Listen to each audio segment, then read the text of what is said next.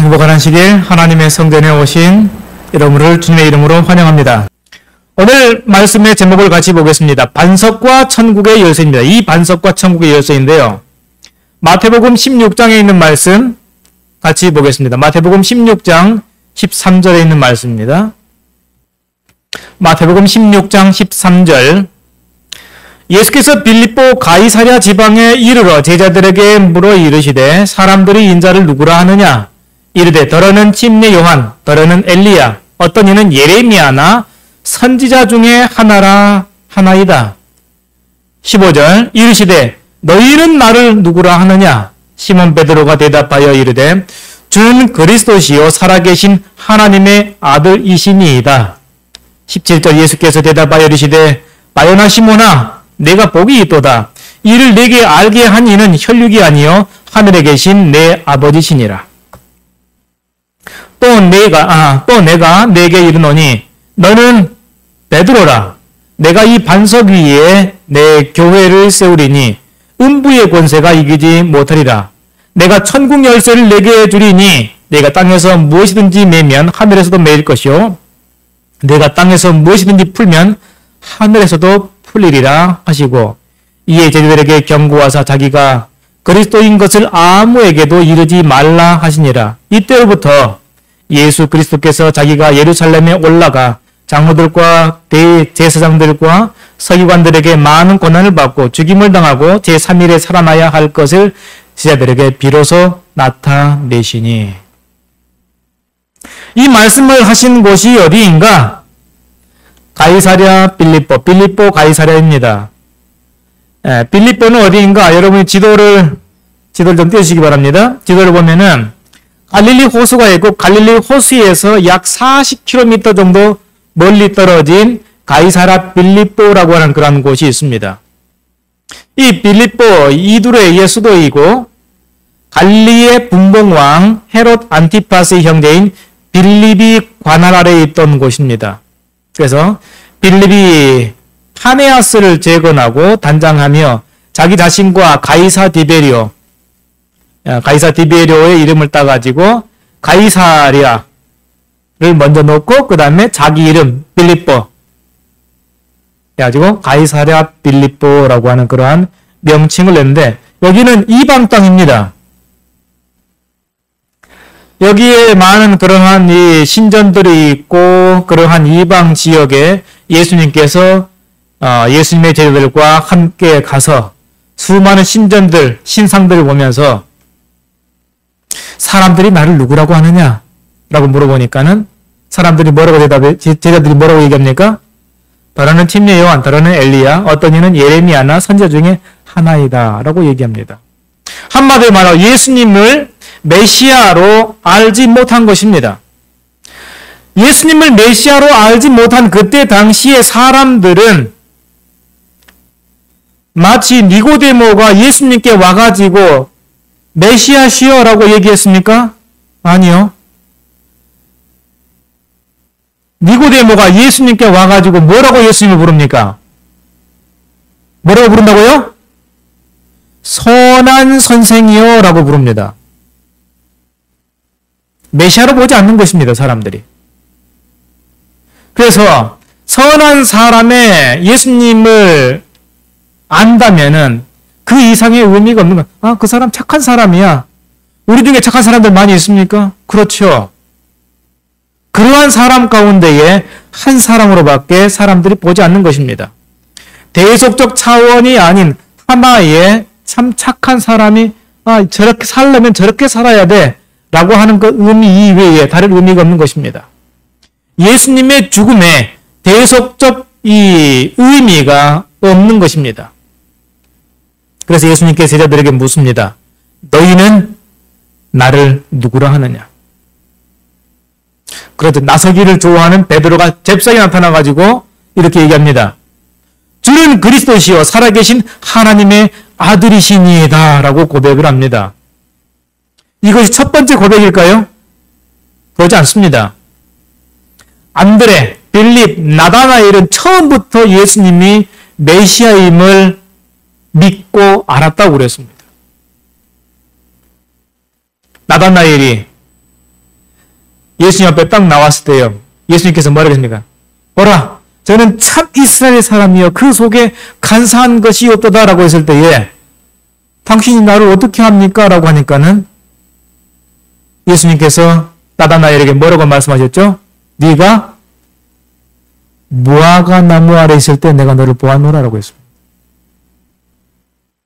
무화과 나무는 어떤 곳입니까? 나무꾼들이 시원한 그런 좋은 곳입니까?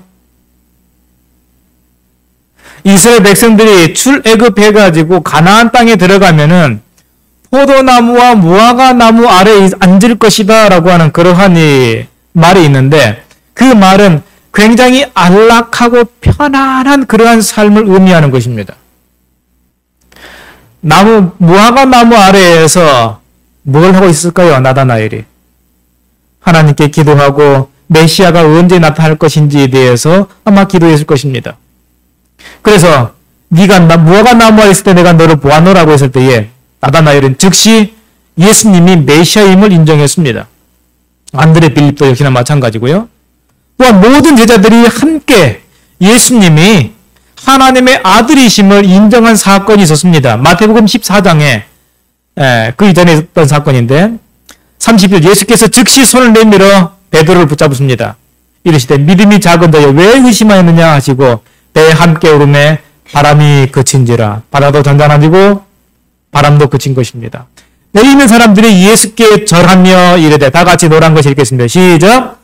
진실로 하나님의 아들이로소이다 하더라. 예수님의 제자들이 예수님의 정말 하늘의 바람도 그 다음에 바다도 잔잔해지는 그러한 모습을 보고 예수님이 하나님의 아들인 것을 인정했습니다. 그래서 갈바리의 십자가에서 구원을 찾는 자는 반드시 십자가에 달린 그가 바로 하나님의 아들, 세상의 구세주, 메시아 그리고 그리스도임을 먼저 인정해야만 했습니다. 그래야만이 십자가를 올바른 관점에서 파악할 수 있게 되는 것입니다. 예수 그리스도가 단순히 선한 선생이고 그냥 십자가에 그냥 죽었다면은 그 이상의 의미가 없는 것입니다. 예수님이 메시아 되임을 인정할 때에 그때 예수 그리스도의 공로로 우리가 구원함을 얻는 것입니다. 예수님께서 베드로에게 이렇게 대답하십니다. 바요나 시모나 무슨 말입니까? 바는 무슨 뜻인가? 아들이라는 뜻입니다. 요나의 아들 바요나 그 다음에 시몬. 그래서 바요나 시몬이 한마디로 말해서 베드로의 온전한 이름이에요. 이를 내게 알게 한 이는 혈육이 아니요 하늘에 계신 내 아버지라 그랬습니다. 18절 또 내가 내게 이르노니 너는 베드로라. 내가 이 반석 위에 내 교회를 세우리니 음부의 권세가 이기지 못하리라. 저에게 사촌 형이 있습니다. 천주교에 다닙니다. 그런데 어느 날 저에게 이 얘기를 하는 거예요. 이 성경절을 들면서 천주교회의 초대 교황은 베드로다. 베드로는 십자가에 거꾸로 못 박혀 죽었는데 어떻게 베드로가 천주교의 일대 교황이 되지? 그렇습니다. 그래서 너는 베드로라. 내가 이 반석 위에 내 교회를 세우리니 베드로라고 하는 이 사람 위에 하나님의 교회를 세운다고 했으니 천주교회가 이 세상에 하나님께서 베드로 위에 세운 교회이다라고 얘기하는 거예요. 진짜? 읽어보면 그렇게 기록되어 있지 않느냐? 내가 내가 누구입니까? 베드로예요. 너는 베드로라. 내가 이 반석 위에 내 교회를 세우리니 음부의 권세가 이기지 못하리라. 그러니까 베드로, 그 다음에 페트라, 이러한 것을 제가 알지를 못했어요. 그래서 베드로, 헬라어는 페트로스인데 반석으로부터 떨어져 나온 돌멩이 등을 얘기합니다. 아람어 게바가 뭔가 하면은 이 페트로스입니다.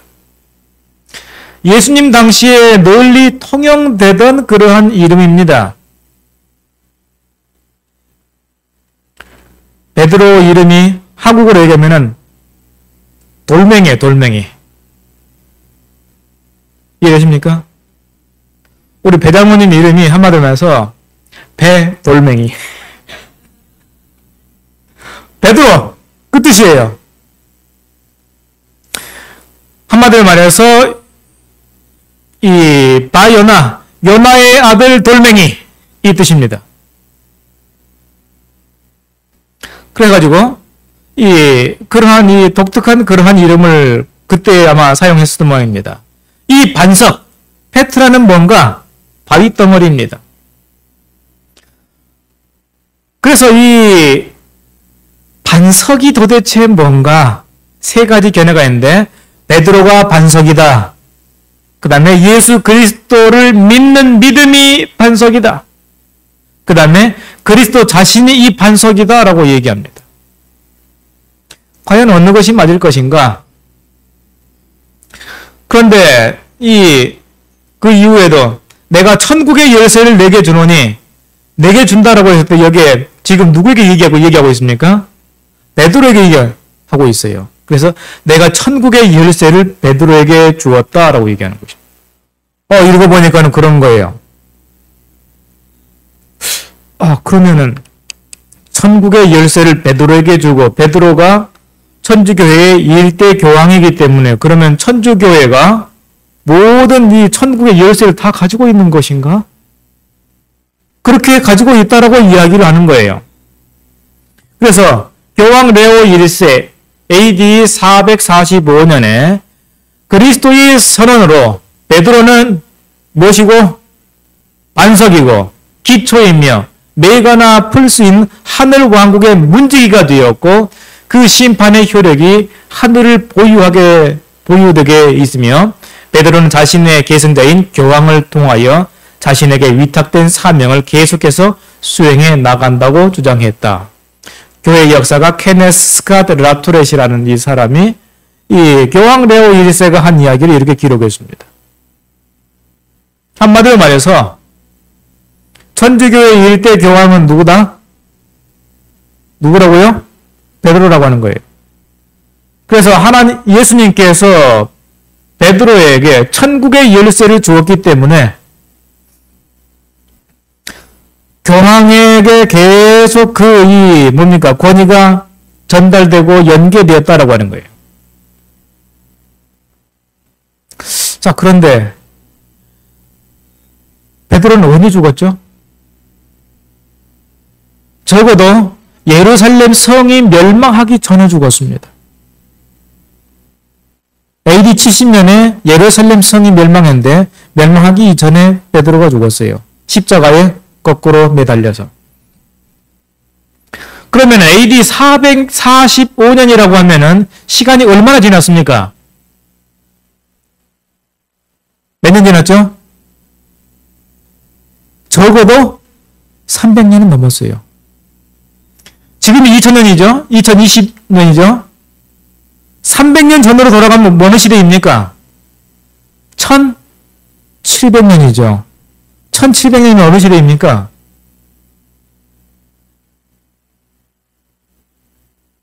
옛날이죠? 아니, 그때가 언제인지 잘 기억도 안 나요. 조선시대 말기인지 아니면 구한 말인지, 정말 아득한 옛날의 이야기를 가지고서 내가 한마디로 해서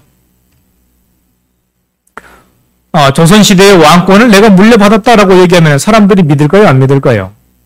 안 믿죠. 그런데 교황 레오 1세가 자기가 어느 정도 지위에 있으니까는 그리스도의 손으로 베드로는 반석이고 기초이며 매거나 풀 수 있는 하늘 왕국의 문지기가 되었고 그 심판의 효력이 하늘에 보여되어 있으며 베드로는 자신의 계승자인 교황을 통하여 자신에게 위탁된 사명을 계속해서 수행해 나간다고 이야기하는 것입니다. 그래서 로마 천주교의 주장처럼 이 말이 교회의 교황의 수장권의 기초를 마련한다는 그러한 견해를 가지고 있습니다. 300년이라는 엄청난 갭을 뛰어넘어가지고 천주교회가 베드로의 이 교회의 수장권을 가지고 있다고 하는 것입니다. 즉 베드로는 예수로부터 직접 천국 열쇠를 부여받은 교회의 기초석으로서 베드로의 후계자가 곧 교회의 모든 천국의 전권을 위임받는다고 이야기하는 것입니다. 그러니까는 천주교회의 교황이 천국의 문을 열고 닫을 수 있는 전권을 가지고 있다고 하는 거예요. 와. 어때요? 그럼 우리 천주교회 가야 됩니까? 베드로가 교회의 머리인가? 적어도 교황 레오 1세 이래로 가톨릭 교회는 그리스도께서 베드로를 교회의 머리로 세우셨으며 따라서 베드로가 로마 초대 주교이고 베드로는 로마에 간 역사가 없습니다. 그의 계승자인 교황은 하나님께서 임명하신 그리스도 교회의 지도자라는 주장을 지지하기 위해 이 본문을 사용해 왔다. 그 증거로 다음과 같은 것들을 제시하고 있다. 첫째, 베드로를 가리키는 페트로스와 반석 페트라는 같은 단어로 보아야 한다 그랬습니다. 같은 단어인가? 같아요, 달라요? 비슷합니다. 페트로스는 남성 명사이고 페트라는 여성 명사입니다. 같아 보이지만 다릅니다. 둘째, 성경에서 사도들은 교회의 기초로 인정되고 있다.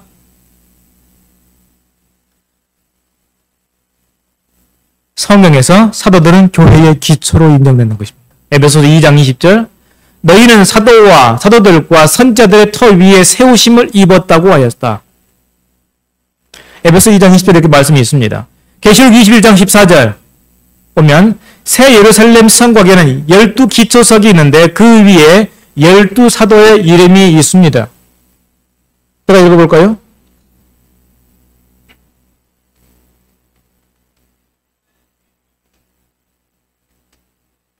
(14절) 그 성곽에는 12 기초석이 있고 그 위에는 어린 양의 12 사도의 12 이름이 있더라. 하늘섬 새 예루살렘이 있는데 그 섬 새 예루살렘에 12 기둥이 있고 그 12 기둥의 기초석에 누구의 이름이 있다? 12 사도의 이름이 있다라고 하는 것입니다.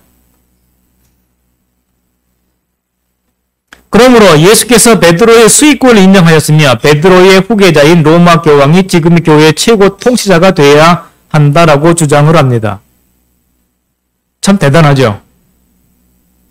그러면은 그때 당시 예수님께서 베드로에게 말씀하실 때에 베드로의 수장권을 모든 제자들이 인정하고 베드로도 인정했는가?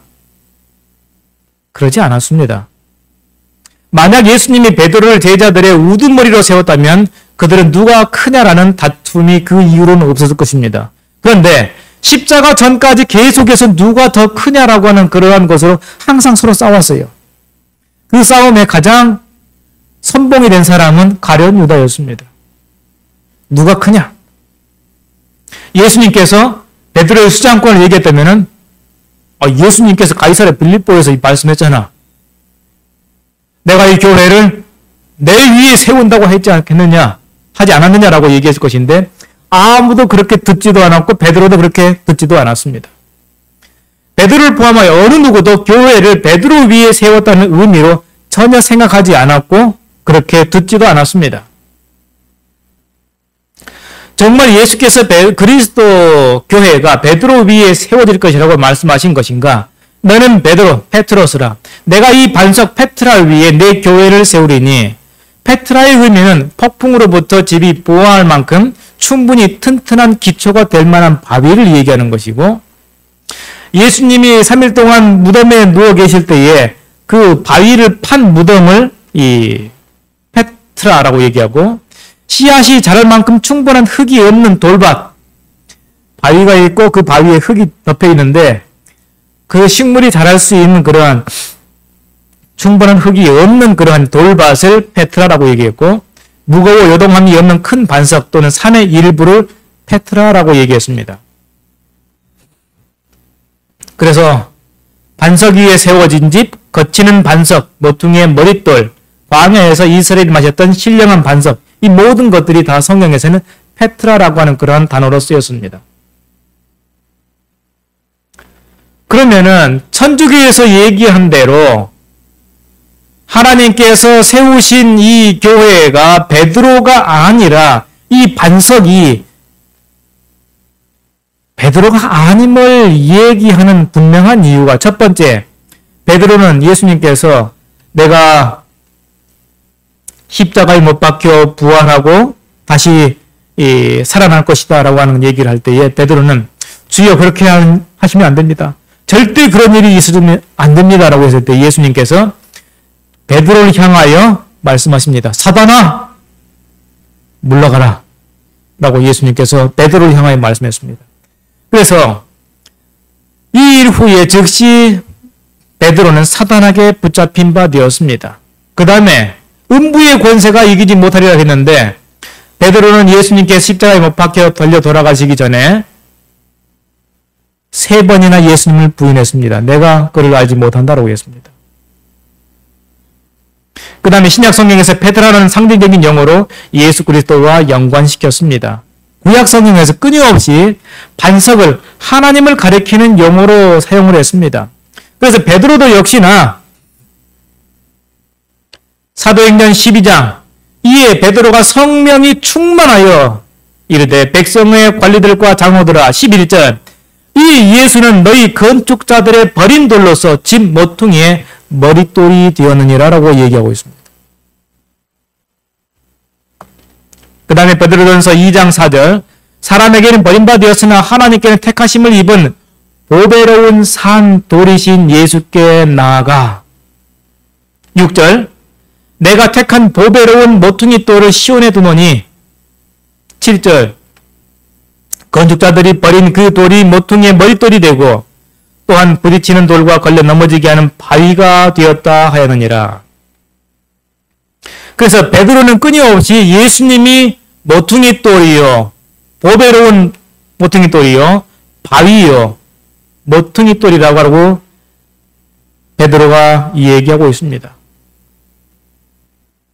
누가복음 20장 17절 그들을 보시며 이르시되 그러면 기록된 바 건축자들의 버린 돌이 모퉁이의 머릿돌이 되었느니라 함이 어찌미냐. 무릇 이 돌 위에 떨어진 자는 깨어지겠고 이 돌이 사람 위에 떨어지면 그를 가루로 만들어 흩으리라 하시니라. 라고 예수님께서 그 돌에 대해서 말씀하십니다. 또한 신명기 32장 4절 그는 반석이시니 시편 18편 2절 여호와는 나의 반석이시오 나의 요새요 나의 피할 바위시오라고 말씀하고 있습니다.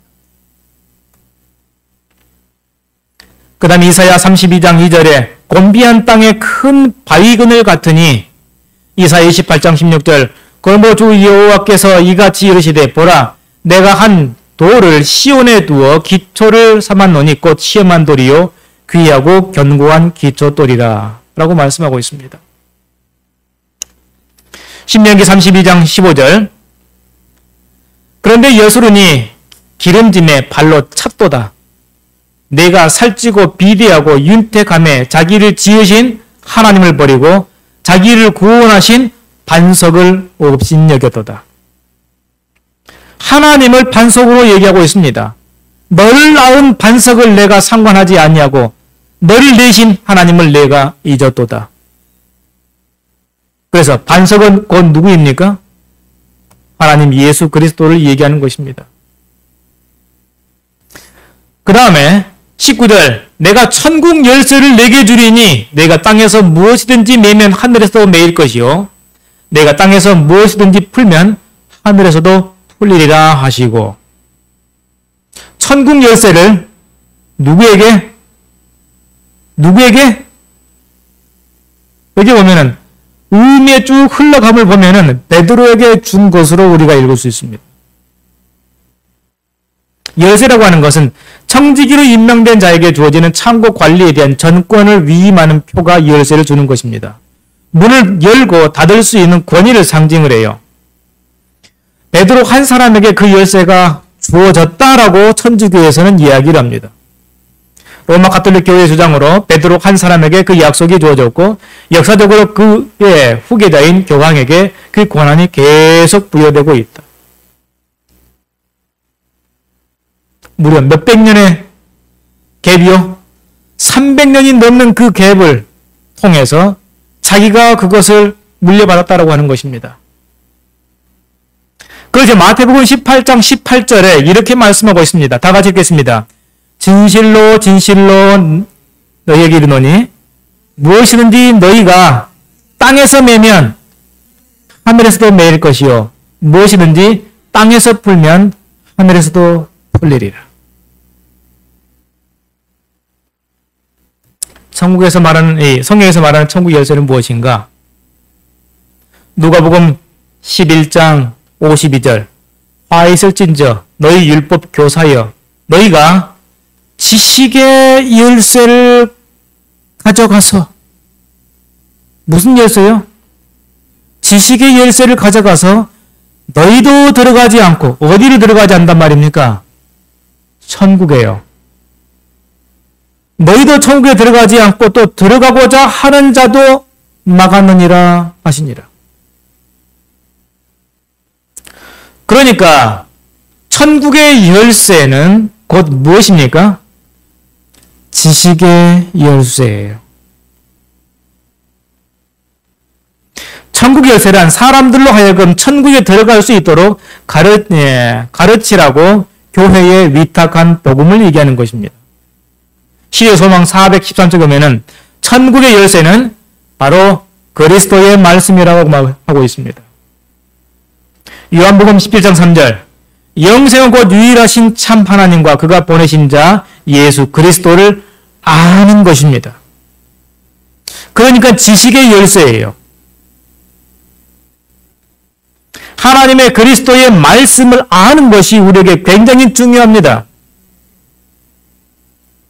성경 말씀을 수박 겉핥기식으로 해가지고 읽고 쑥 지나가 버리면은 천국의 열쇠가 우리에게 주어지지가 않는 것입니다. 하나님께서 우리에게 주신 그 말씀을 읽고 그것이 우리에게 지식으로 남고 이해가 되어야 되는 것입니다.